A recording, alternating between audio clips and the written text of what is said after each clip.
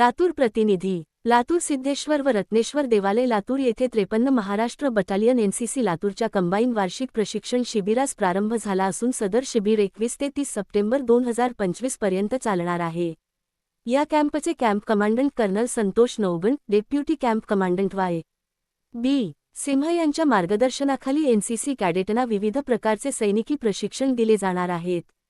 या वार्षिक प्रशिक्षणाच्या उद्घाटनप्रसंगी मार्गदर्शन करताना कर्नल संतोष नौबन यांनी एनसीसी कॅडेटना एकता व अनुशासन याचे पालन करून राष्ट्र निर्मितीसाठी एनसीसी कॅडेट यांनी आपले योगदान द्यावे असे आवाहन केले।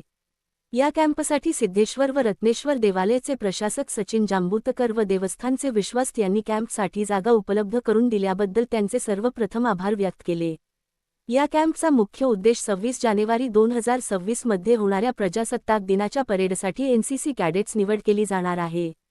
या एनसीसी कॅडेट्सना ड्रिल, फायरिंग, सांस्कृतिक कार्यक्रम, फ्लॅग एरिया, खेळ, बेस्ट कॅडेट इत्यादी सराव घेतला जाणार आहे। या कॅम्प दरम्यान कॅडेट्सना सांस्कृतिक कार्यक्रमाचे आयोजन त्याचबरोबर विविध खेळाचे आयोजन केले आहे। या कॅम्पमध्ये लातूर, धाराशिव, धुळे, अमळनेर, अहिल्यानगर, नांदेड, छत्रपती संभाजीनगर असे एकूण 09 बटालियनच्या शाळा व महाविद्यालयातील जवळपास 450 एनसीसी कॅडेट सहभागी झाले आहेत। या कॅम्पच्या यशस्वीतेसाठी कॅप्टन डॉ. चिट्टमपल्ले ज्ञानेश्वर, सुभेदार major Shambhu Singh, chief officer Mahavir Kale, lieutenant K. M. Kshirsagar, Namange Jagdish, Vilas Raut, सुभेदार हरेंदर सिंग, सु.